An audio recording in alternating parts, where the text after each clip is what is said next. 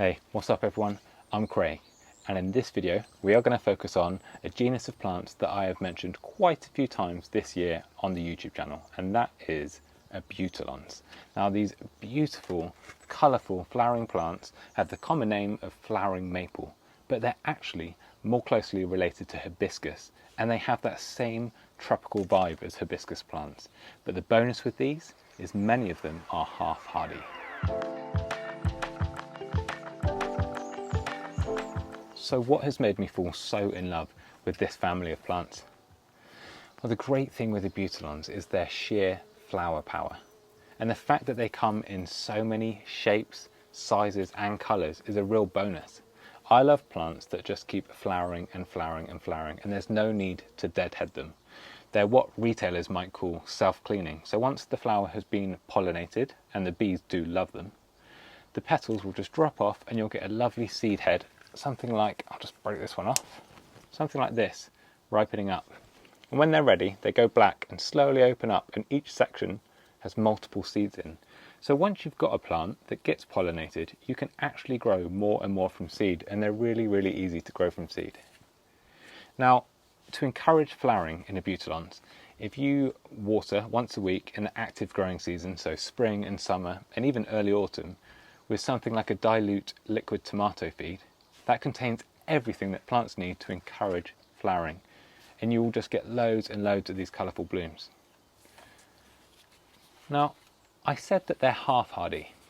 My garden here in the UK is USDA Gardening Zone 9, borderline 9B. So although my winters aren't cold, I do experience frosts for short amounts of time. Now when I've grown Abutilon before this year, I've had one or two. This yellow one is one of the first that I grew. I've kept them in the greenhouse over winter, and that was a minimum temperature of 7 degrees Celsius. But it's said that Abutilons can take short spells of sub-zero temperatures. Now, obviously they won't look as good as this once they've been frosted off, but they'll become semi-deciduous or semi-evergreen, whichever way you look at it. They'll drop some of the leaves, they'll probably stop flowering, and then as the weather warms, you'll get new growth coming from the tips. And the great thing with Abutilon is that they flower on new growth. So even if you have to chop them back, they will flower on all that fresh new growth each season. Now I mentioned there chopping them back. I can make it sound like Abutilons are perfect plants, but everything has pros and cons.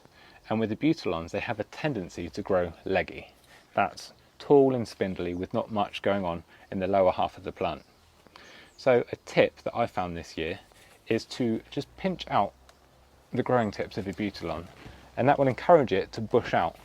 Not only will your plant be a nicer shape, but you'll have multiple points with lots of new growth. And as I say, Abutilons flower on that new growth.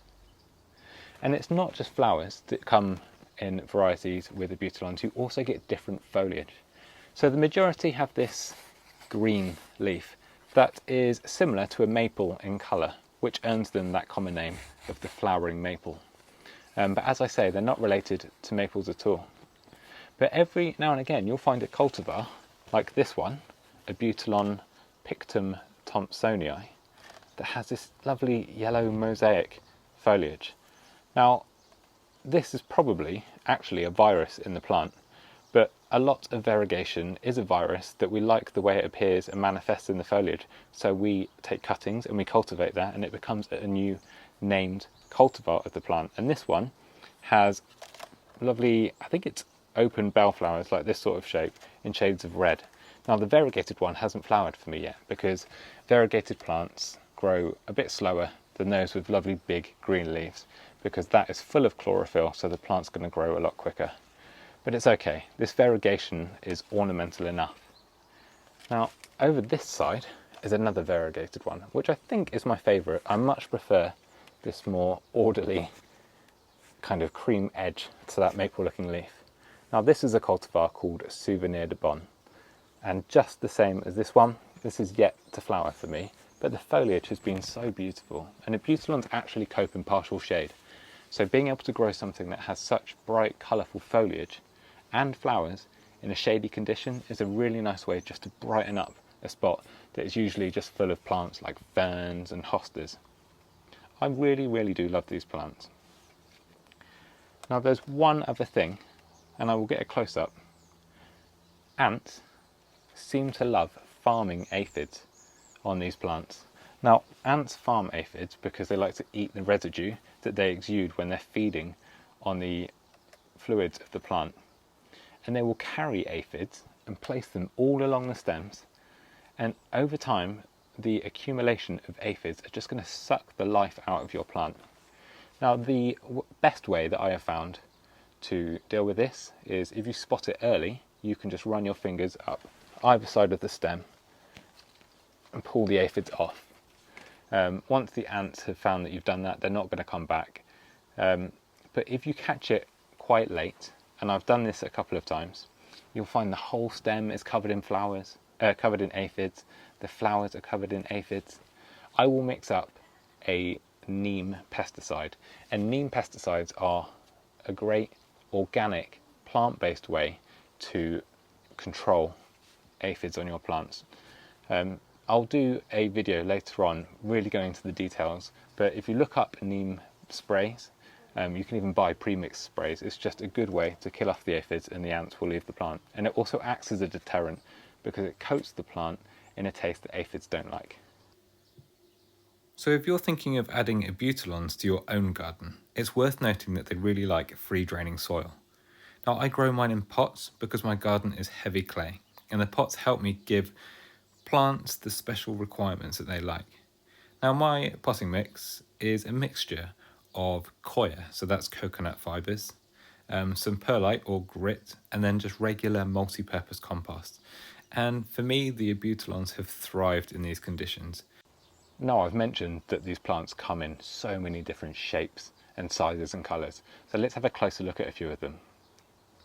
So we'll start with what has become one of my favourite cultivars this summer, and that's this orange flowering Abutilon. It has lovely, big, open orange flowers, and normally I'm not that keen on orange blooms, but this has been growing next to purple flowers in my garden, and purple and oranges look fantastic next to each other.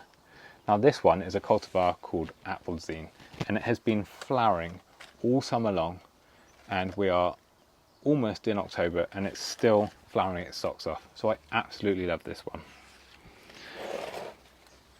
Right behind that is my second favourite. This one is Abutilon Violet Melody, and my wife absolutely loves this one as well. It has that same nodding skirt of a flower. Now for me, in my garden, this pink flowering form doesn't flower quite as much as the orange one. It tends to put on more of a show, take a rest, and then start another show. But that's fine. I mean, I've never been short on flowers on these fantastic plants.